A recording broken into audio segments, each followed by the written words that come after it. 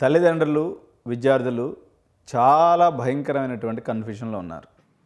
ప్రతిరోజు ఏ channel open చేసినా irrespective of the language CSC పడిపోయింది, సిఎస్సిలో ఉద్యోగాలు పోతున్నాయి, ఏఐ మొత్తం వచ్చేసి కమ్మేస్తుంది, తర్వాత ఫ్యూచర్ మొత్తం అంధకారమే అని 90% ఛానల్స్ చెప్తూ ఉన్నాయి.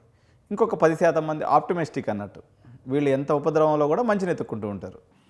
అట్లాంటివి ఎన్ని చూడలేదు మనం? స్టీమ్ ఇంజిన్ వచ్చినప్పుడు చూడలేదా? ఇంటర్నెట్ వచ్చినప్పుడు చూడలేదా? కంప్యూటర్ కనిపెట్టినప్పుడు ఇట్లాంటి జరగలేదా? క్యాలిక్యులేటర్ వచ్చినప్పుడు కూడా ఇట్టే అన్నారు. ఇవన్నీ వస్తూనే ఉంటాయి, ఏం కాదులే అని చెప్పేటువంటి వాళ్ళు 10% ఉన్నారు.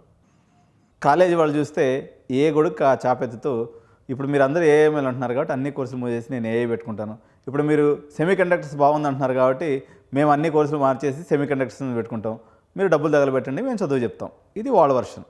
ఈ వర్షన్లో ఎవడు దొంగ ఎవడు దొర అర్థం కాక జుట్టు బిక్కునే పరిస్థితి కొంచెం మేధాశక్తి, కొంచెం లాజికల్ సెన్స్ ఉన్నటువంటి పేరెంట్స్ అందరిలో, including software engineers, including intellectuals, ఈ పరిస్థితి చాలా ఇబ్బందికరంగా ఉంది.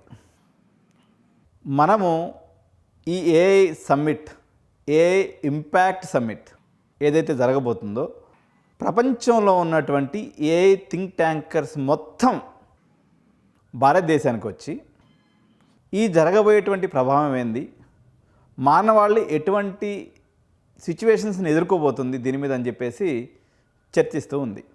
ఎప్పుడు భారతదేశం ఎథిక్స్ గురించి, అదేవిధంగా మోరల్స్ గురించి ఎక్కువ మాట్లాడుతూ ఉంటుంది కాబట్టి, సో మనం అదే పందాన్ని ఇక్కడ కూడా తీసుకున్నాం. ప్రజలందరూ బాగుండాలి, సమాజం బాగుండాలి, దాని తర్వాతే టెక్నాలజీ అనే మాటని భారత ప్రభుత్వం వాళ్ళ స్టాండ్గా తీసుకుంది.